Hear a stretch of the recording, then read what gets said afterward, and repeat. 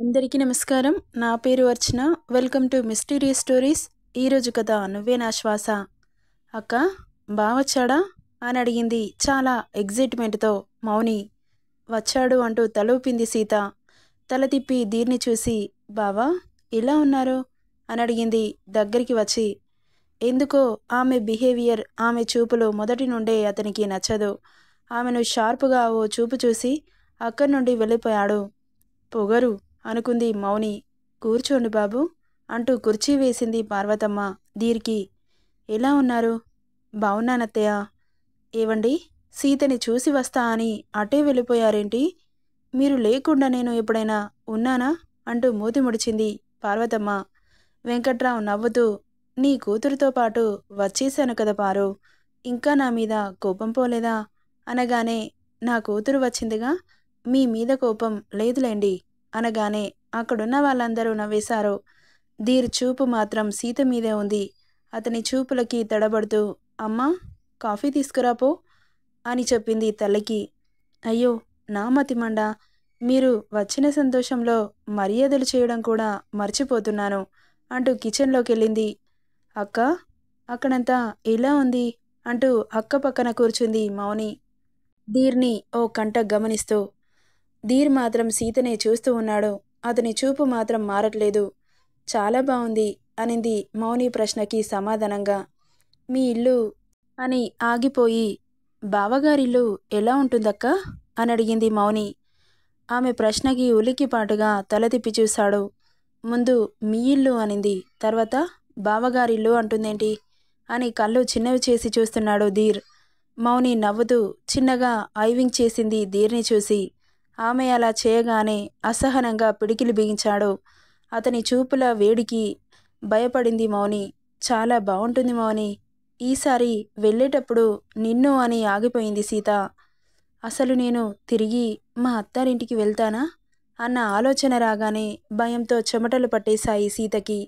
దీనికి మాత్రం కోపం, అసహనం పెరిగిపోతోంది మౌని ప్రవర్తనకి. ఇంత మంచి మనుషుల మధ్య కలుపు మొక్కలాంటి ఈ పిల్లేంటి ఇలా పుట్టింది? అక్క కాపురంలో నిప్పులు పోస్తుందా ఏంటి? యూజ్లెస్ ఫెలో అని తిట్టుకుంటూ మొబైల్ రింగ్ అవుతుంటే కాల్ లిఫ్ట్ చేసి బయటకు వెళ్ళిపోయాడు. వెళ్తున్న ధీర్నే చూస్తూ ఉండిపోయింది మౌనిక.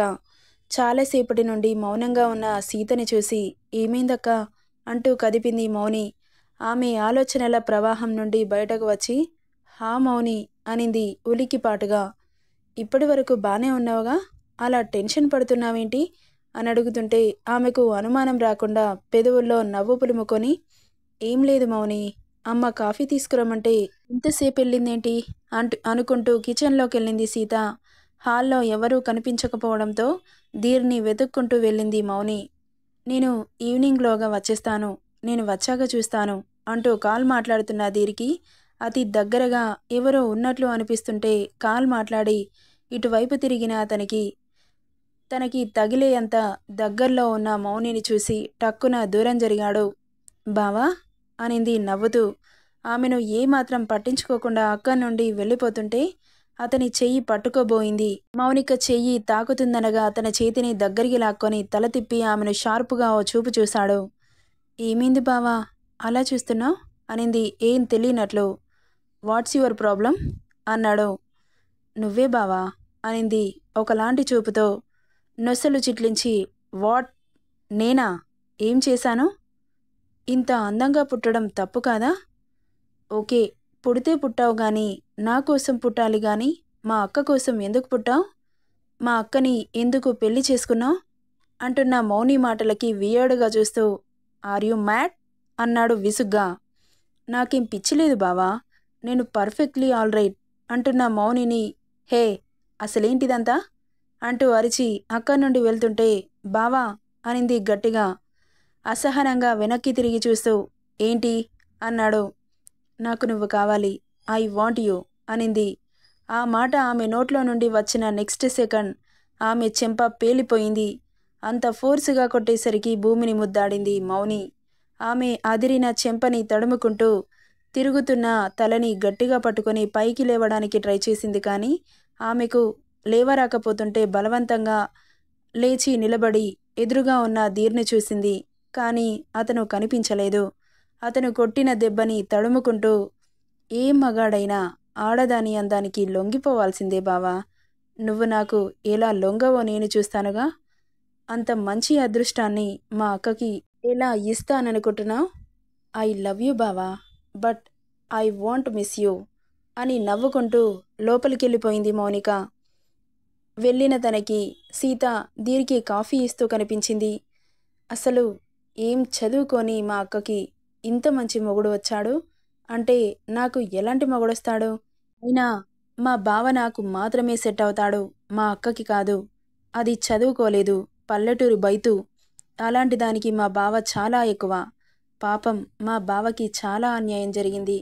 నేను చదువుకుంటున్నాను, మా బావకి నేనే కరెక్ట్, మా అక్క కంటే కూడా నేనే అందంగా ఉంటాను అన్న ఫీలింగ్ పాపది. ఎవరికి వాళ్ళు నేనే గొప్ప అనుకుంటారుగా, అలా అన్నమాట. సీతని నవ్వుతూ చూస్తూ ఆమె చేతిలో ఉన్న కాఫీని తీసుకొని ఇంకో చేత్తో ఆమె చేయి పట్టుకొని అతని ఒడిలోకి లాక్కున్నాడు ధీర్. ఒక్కసారిగా గుడ్లు పెద్దవి చేసి చూస్తూ, ఏం చేస్తున్నారు మీరు? అందరూ ఉన్నారు, అందరి ముందు ఇలా సరసాలేంటి అంటూ అతని మీద నుండి లేవడానికి ట్రై చేస్తున్న సీతని కదలనివ్వకుండా మౌని చూడాలని సీత బుగ్గపై ముద్దు పెట్టాడు ధీర్. మౌని కోపంతో పళ్ళు పటపటా కొరుకుతూ కసిగా చూస్తూ ఉంది. మరదల్ని చూసి సైడ్ స్మైల్ చేస్తూ సీత నడుముని గట్టిగా పట్టి, నిన్ను వదిలి వెళ్ళడం నాకు చాలా కష్టంగా ఉంది బేబీ. I miss you. ఈ 2 డేస్ ఎలా ఉండాలో నాకు అర్థం కావట్లేదు. త్వరగా వచ్చేస్తావు కదూ అన్నాడు ప్రేమగా. అతని మాటలకి సమాధానం చెప్పకుండా, మీరు ముందు కాఫీ తాగండి అంటూ కాఫీ కప్ అతని చేతిలో పెట్టింది. కప్ని చేతిలోకి తీసుకొని ముందుగా సీత నోటికి అందించాడు నవ్వుతూ. కాఫీని సిప్ చేసి అతనికి అందించింది. ఆమె కళ్ళలోకి చూస్తూ ఇద్దరూ ఈ ప్రపంచాన్ని మరిచారు. కూతురు అల్లుడు అన్యోన్యతకి మురిసిపోతూ ఎదురుగా ఉన్న మౌనిని పిలుస్తోంది పార్వతి. ఆమె మాట మౌని చెవికి చేరితే కదా ఈ లోకంలో లేదు మరి. బావని అక్కని కోపంగా చూస్తూ ఉంది. వాళ్ళ ప్రేమని గట్టిగా పిలిస్తే అల్లుడు కూతురు ఎక్కడ డిస్టర్బ్ అవుతారో అని చిన్నగా సైగలు చేస్తూ ఉంది పార్వతి. వెంకట్రావు వచ్చి రావడంతోనే పొలానికెళ్ళిపోయాడు. కాసేపటికి ఎవరో పిలిచినట్లు అనిపిస్తుంటే తల తిప్పి తల్లిని చూసింది మౌని. ఇలా రా అంటూ పిలుస్తూ ఉంది పార్వతమ్మ. కోపంగా వాళ్ళిద్దరినీ చూస్తూ అక్కడి నుండి వెళ్ళిపోయింది మౌని. మరదలి మూమెంట్స్ని గమనిస్తున్న ధీర్ అతని ఫేస్లో ఒకలాంటి నవ్వు విరిసింది. ఏంటండి మీరు? ఇది మన బెడ్రూమ్ అనుకుంటున్నారా? ఇంట్లో అమ్మ చెల్లి ఉన్నారు. చెల్లి ముందు ఏంట సరసాలు? అది చూస్తే ఎలా ఉంటుంది? అది చూడాలనే కదే ఇలా చేస్తున్నాను అనుకున్నాడు మనసులో. తల తిప్పి చూశాడు. ఎదురుగా మౌని కనిపించలేదు. నవ్వుకుంటూ అక్కడ ఎవరూ లేకపోవడంతో సీతని గట్టిగా హత్తుకొని ఆమె పెదాలని గాఢంగా ముడేశాడు. ఇక ఇంతకుముందు తాగిన కాఫీ స్వీట్నెస్ యాడ్ అయ్యి ఆమె పెదాలు ఇంకా స్వీట్నెస్ పెంచడంతో అస్సలు వదలాలి అనిపించకపోతుంటే ఆమె పెదవుల్లోని మకరందాన్ని జ్యూస్ని జుర్రుకున్నట్లు జుర్రేసుకున్నాడు. అలా 3 నిమిషాలకి వదిలి, నిన్ను వదిలి అస్సలు వెళ్ళాలనిపించట్లేదే. పద, మీ అమ్మని చూసావు కదా, మన ఇంటికి వెళ్ళిపోదాం. అదేంటి ఇప్పుడే తీసుకొచ్చేశారు కదా, అప్పుడే వెళ్ళిపోదామంటారు? చెప్పాను కదండి, ఒక 2 డేస్ ఉండి వస్తానని. అప్పుడప్పుడు ప్రేమ మధ్యలో ఎడబాటు కూడా వస్తే ఆ ప్రేమ ఇంకా బలపడుతుందంట అనింది. ఈ కబుర్లకేం తక్కువ లేదులే. సరే, నేను వెళ్తానిక. ఆమె మనసులో అతను వెళ్ళిపోతుంటే బాధగా ఉన్నా ఇంకోవైపు అతను వెళ్తే పనులు జరుగుతాయి అనుకుంటూ సరే అండి అనింది.